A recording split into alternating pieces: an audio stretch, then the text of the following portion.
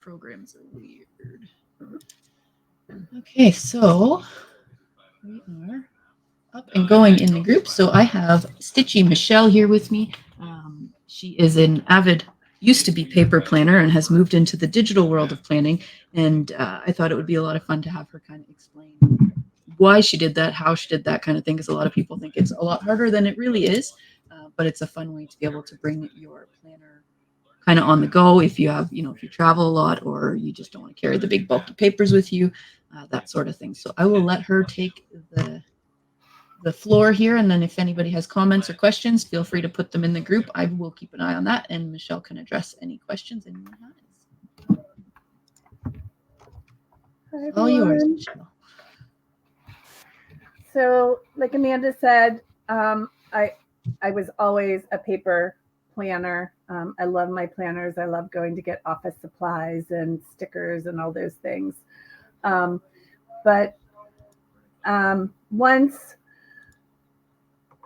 my son had played hockey for many years and traveling so much, needing to just minimize the amount of things I carried back and forth with me between work, hockey rinks, and home.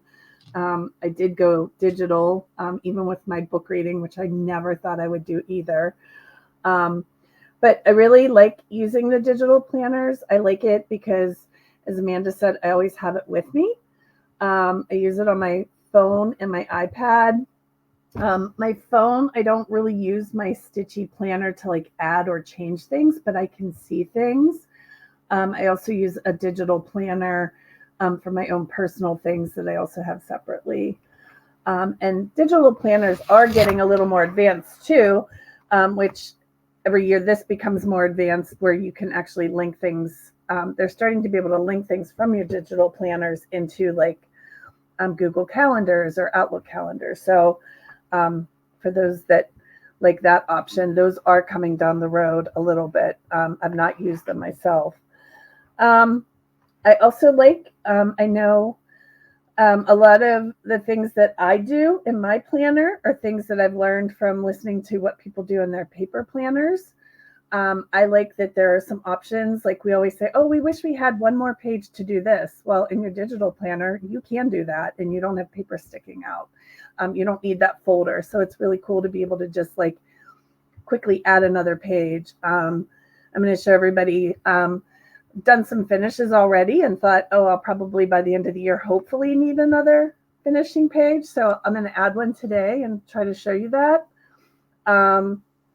Again, there are some, downfalls to using the digital planner. For me, it's on the same device as all of my other apps and emails and things that pop up on the screen, my notifications. So I get distracted sometimes, which then pulls me away from my stitching, which I don't like. I need to just figure out how to make it quiet, all those notifications. And then also, you always have to make sure that you have a charger with you or that your device is charged. It never fails if you're somewhere and you want to be working on your planner and you don't have it charged. So those are a few things I like. I do a lot of the same things everybody does in their paper planner that I also really like. I pick themes. So like for January, because it's cold and I love blue, I do a blue theme. So everything in my Stitchee planner is blue. So hopefully this works. Did my screen get a little fuzzy on your end? Not yet, no. I made you bigger so that people can kind of see yours. Okay.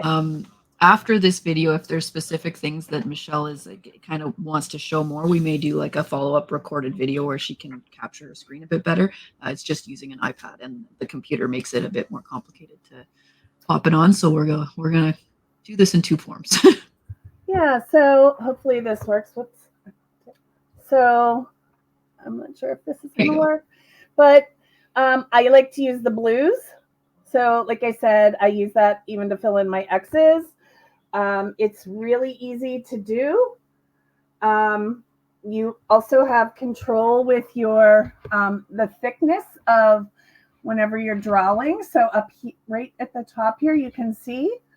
And when I fill in my X's, I actually use the middle one that I have set. You can blow the screen up. So That's one thing I think is handy with digital planning is you can make things big.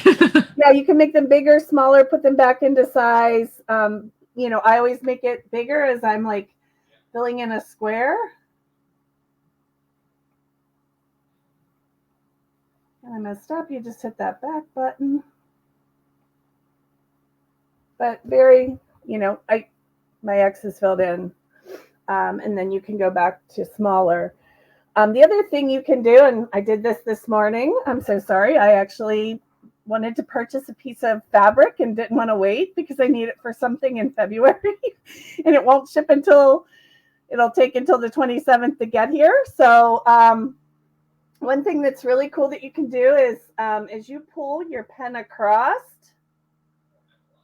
if you hold it for a second, it straightens out your line for you. And then as you can see in my other boxes, if you fully make a border around a shape and hold it, it will fill it in for you. Which I really also like. That way it's kind of shaded. I know it's done. And then up above, I always write my date.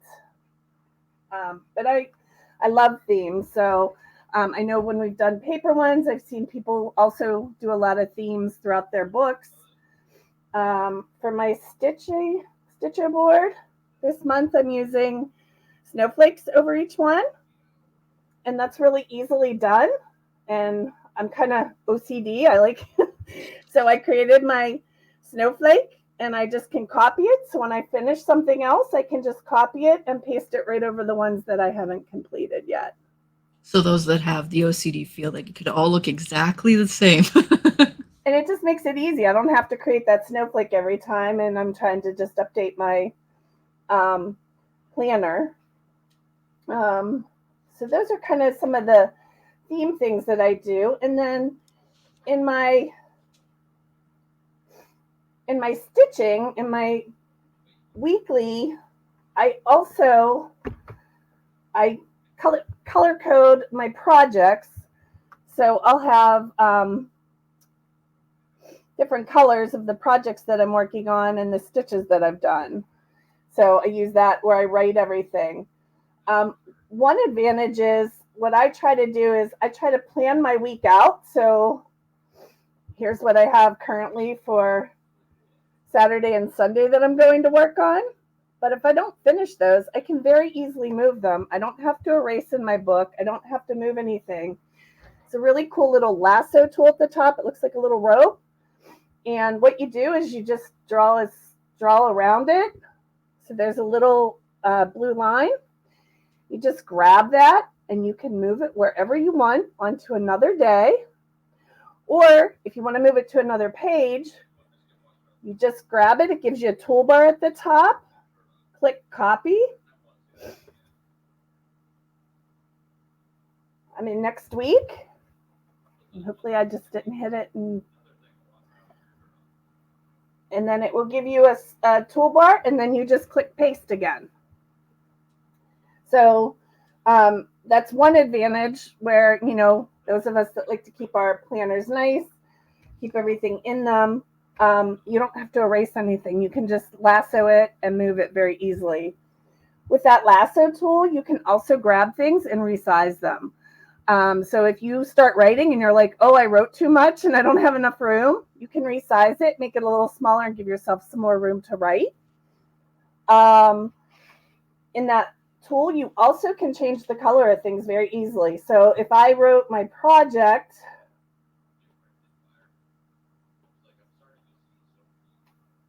and I realized I did the wrong thing, I can just grab the color at the top and I can make that pink. Oops, I actually, hold on, hit the wrong button, trying to hold it up. Too many things at once. So now see my writing is in pink.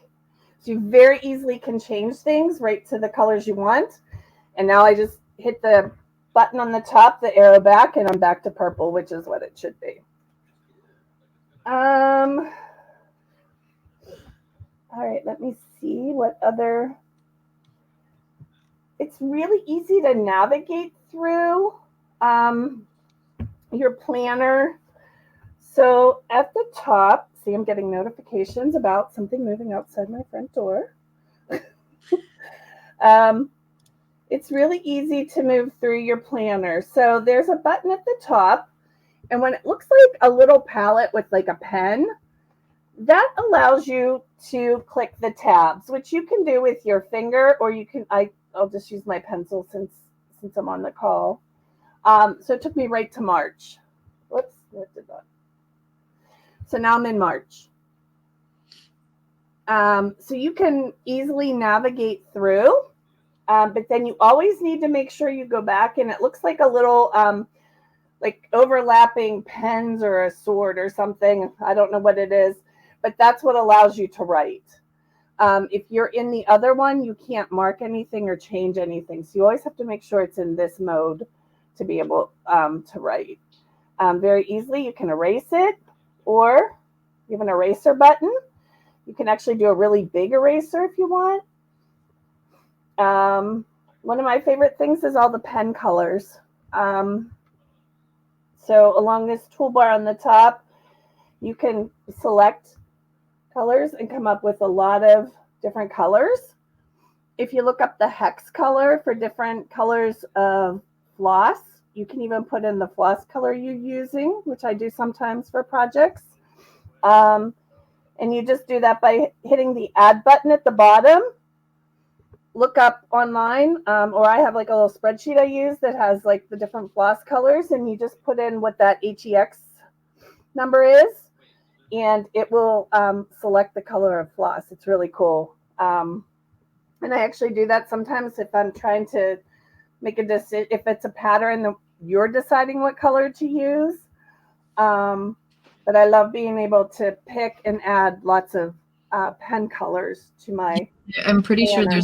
there's still an eyedropper in there too. So if you want to match the colors on the page of the planner, so say you're in March and the color of the tab is blue or whatever it is, you can match. If you want to be really, really picky in your color matching, you can match to the planner colors. Oh, that's good to know. I didn't know that little If tip. there is an eyedropper on the iPad, I know the Android, I believe, does. I can't remember. I haven't had an iPad for a little bit, but I think it has like the eyedropper. It'll just let you pick anywhere on the page a color you want. So you can go into the butterfly. Say you like the butterfly's color and you want to use that. You can go in and grab that color too. Oh, nice. Okay. So you'll teach the teacher. Yeah.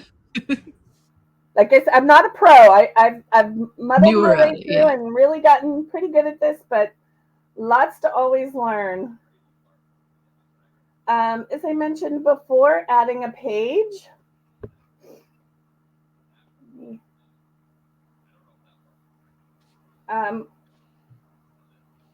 Let me show you this first. I think this will make more sense. So, you know, there's a lot of pages in our planner. At the top, there's a place where you can, it's 4 squares, and it allows you to do a thumbnail so you can see every page in your planner. And if you decide that you want to place a page somewhere, like I want to make a new finishes page, I can find that in my thumbnails, or it has a great place where you can mark favorites. So what I do for my favorites is keep my Stitching at a Glance, and this really cool page that Amanda added for us this year with our bobbins to fill in that we stitch each day. And I keep each monthly, the week that I'm on, all of the monthly things that I'm on, so I can very quickly access all of those. But then if I want to look for the finishes pages, which I don't have thumbnailed, which is a favorite, which I probably should.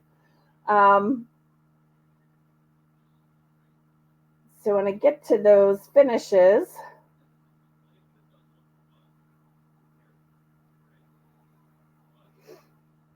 and actually I lied, I do have it there.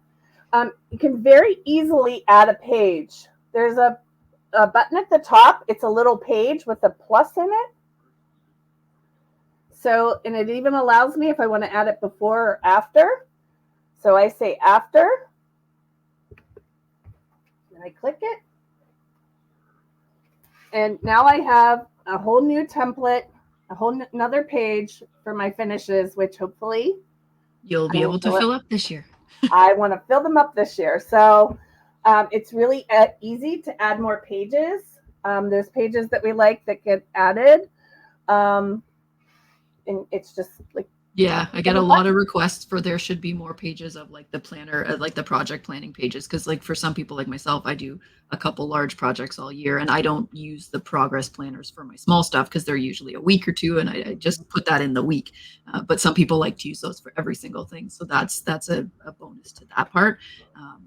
I am going to the printables that are, I put out the printables of just the progress section. So without the planner aspect, because a lot of people like just that side, I am going to make that into a digital form too. So it can be done this same way that Michelle's doing. One person in the comments, Sharon, has asked which app you're using. I'm going to assume it's Goodread or GoodNotes.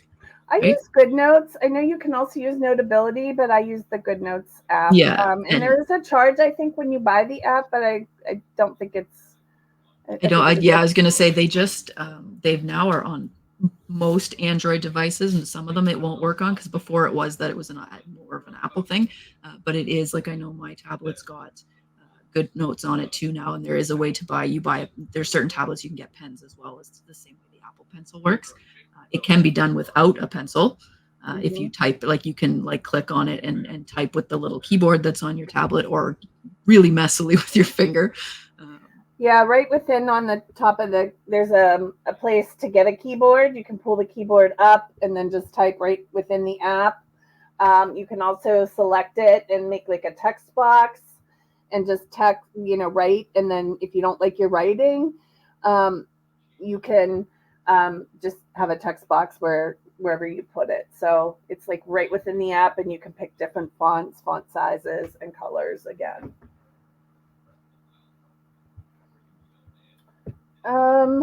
Okay, let me see. I wrote a little list of things I really like that I wanted to make sure I went over. Colors, lasso tool, adding pages. Think if there's anything. See if there's anything I missed. Does anybody have any other questions? Any other things they'd like to see or see how it looks in the digital planner? Yeah, feel free to comment. I know I've got Heather in there had said that she bought the paper planner and now she's wanting the digital one because it looks really cool. There are a lot of people that actually will hybridly use both. So especially if you work all day, but you don't want to take your planner with you, but you want to say maybe plan your stitching on your lunch break or you do a little bit of stitching on your lunch break. Some people will use the digital one on their tablet while they're away from home. And then when they come home, they'll either add it into their printed one or some people will use them for two different type of things. Like maybe you'll use the printed one for more of your like organizing your stitching and keep it in your craft room or something. And then they'll have their digital one for kind of on the go. So that you can do both. Yes, I've thought about doing both as well, but so far I've stuck with trying to do the digital. Those were a lot of things that I wanted to show the group. I don't know if there are other. I did a lot of the toolbar features. There is actually an option too that, and Michelle and I are going to play with this before I release them, but there's a way to add in stickers because I know stickers is a big thing on the printed planners because a lot of, and I find it's not just me, a lot of people that like cross stitching and planning and things like that really like stickers too. So that is something that can be added in. I don't know if you've got other stickers in yours, maybe you can show. Sure. I put a few into my, my other personal one. Let me pull up. I'd added a couple stickers.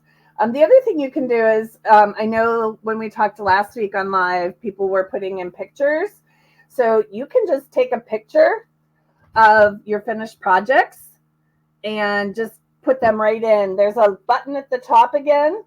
It's a picture, a photo, and it brings up your photos. For me, I have to remember to take the photo on my iPad, not my phone, because it's easier for me to put it in here. And then you can just resize it and you have them right in your planner. So I put them in my finishes and I also try to put them in my weekly when I finish next to that picture as well. Saves you trying to print and buy the little printer we were talking about last week and needing it in color. And so it makes it easier if you like to have like your actual pictures, especially if it's an iPad or a tablet, you easily take the picture with the device. So you don't even have to transfer the pictures back and forth. You can just pop them in.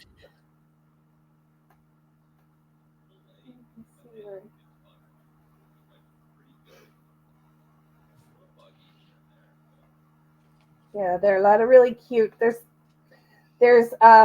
very limited stickers that I've found digitally for cross stitching. There's a few, but like this is my personal plan. Last year's planner where I put in a little gift on Christmas Day. There's Santa Claus with some presents on Christmas Eve. I thought I put a snowman in one day. But you can spend a lot of time decorating your pages, putting in your pages. And I do plan to try to start using some stickers in mine this year. Although I tend to use the different colors for the themes and fill out the Stitchee boards and my planning pages, and plan to put my decorating into my cross stitching rather than spend so much time. You can spend a lot of time making your planner really pretty. And I feel like I'm so limited on my stitching time already. I tend to spend the time on my stitching and just use a theme each month. Yeah, I know that there's I know I've got a couple that I follow stuff because you can get a ton of different planner, like digital planners and stickers on Etsy and things like that. I think her name was Happy something downloads. She gives out free stickers every month. I think I'm trying to find her name. And because a sticker is really in a digital planner form, a sticker is really just another image that you're adding in. So you can, you can easily spend more time doing that than stitching. So we kind of just wanted to go over how to use this planner in a kind of quick way, to be able to, if you can't afford to bring in with the shipping costs that the postman likes to charge, the printed versions, or you don't want to print out the PDF every month because it is 260 some pages. This is a way to save yourself paper and ink, or save yourself a shipping cost if those aren't in your options. So this is I don't want to go into the crazy detail because there are people that do a lot of very crazy things. One other thing I like to do is, and what's nice is, I just was bringing up last year. So November, I did this really cute little, I did a fall leaf theme for my Stitchee board. But sometimes you can look back at previous years very easily. Sometimes I'll put a page in if I'm doing a project that has a lot of the same things with my stitch count. If it's something that I'm not getting, or if it's I did a temperature stitch along, and it was the same thing for each of the little tree ornaments. And so I had a page where I had what my back stitch count was, what the count was for each of the tree ornaments. So if you keep those things, you can move them into your new planner, go back and find, so you don't have to recount things. If you put a project down for a while. So it's nice, and you can add a blank page into your planner as well and put your notes for a project as well. But it's, then it's nice because then you have your old planners as well if you put something in there that you want to move over. Yeah, or if you want to, especially the back section with the inventory and stuff, if you just want to transfer it year over year, it's very easy. So for me personally, I still use obviously the paper one because I'm still stuck in the paper. I have tried some digital planning, and I find that I'm better off the digital planning side. I like more for the project side of things, where it's just something that's kind of not really a specific day. It's just to track an overall thing, or where all my stuff is in my crazy room and stuff. Whereas my day-to-day, this is what I have to do today. This is what I use my planner for everything stitching, not just my stitching. So my paper one is really great on my desk, but it's nice to have the digital because my tablet is my pattern keeper device too. So I will use, I can use it both that way. I know you were saying with your notifications distracting you from stitching, and I'm pretty sure the iPad has it too, but you can set different modes. So you can have a working mode, you can have so it essentially changes the settings in your device so the notifications stop. So you can set it up to say there's a sleeping mode, things like that. You can say, are you going to make a stitching mode? So you don't want have notifications from Facebook, and those won't pop up while you're doing your stitch.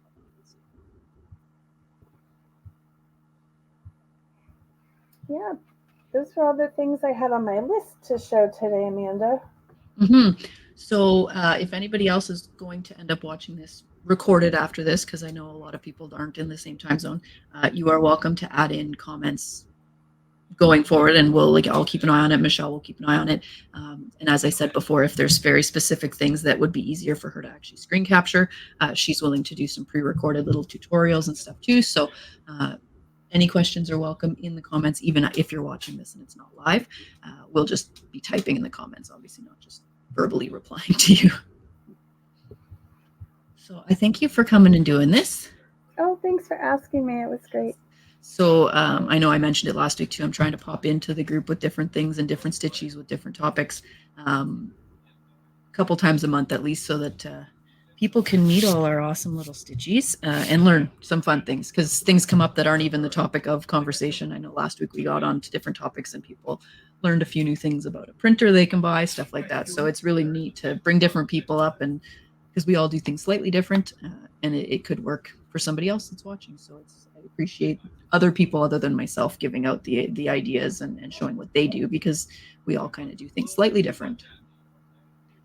So I will keep an eye on the comments. As I said, Michelle will as well. And then we'll play with some stickers and maybe launch some stickers in the very near future. Because like you said, there's not a lot of cross-stitching related.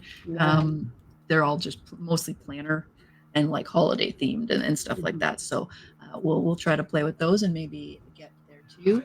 Sharon and Cass say thank you. Thank you guys for watching. And we will put this up on FLOSSTUBE too. So if I notice a lot of different questions, so I'll pop into you too, and we'll work together a little more. Great. Or people can reach out to me on Messenger if they want to. You're here. Reach out. That's fine too. Yeah. All right. Well, have a great day. Thank you everybody for watching with us.